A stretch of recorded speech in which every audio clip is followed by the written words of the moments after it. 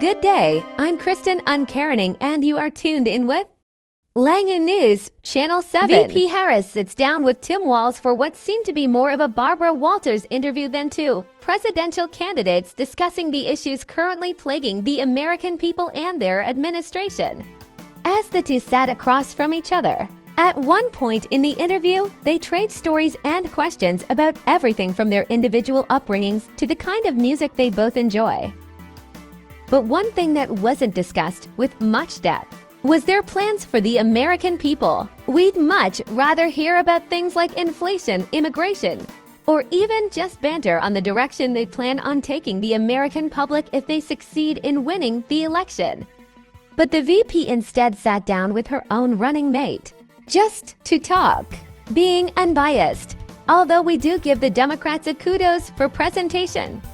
The think piece ultimately ends up falling short of informing the people on the direction that VP Harris and her team plan on taking the country in the next 4 years.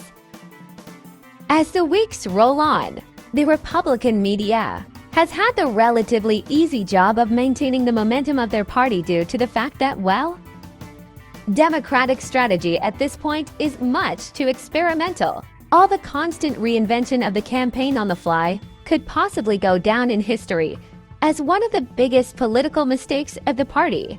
Truth be told, one could say the Republican Party is laying it on pretty heavy when it comes to humanizing their candidates as well. But their attempts at overhumanization by harping on things like Vance's troubled childhood actually seems to be working as far as galvanizing more support is concerned. At this time, even though the polls are and have been showing this presidential race as relatively close, always within a few points, we as the American people are also wondering if the polls are truly accurate or just more focus groups' projection of political interests.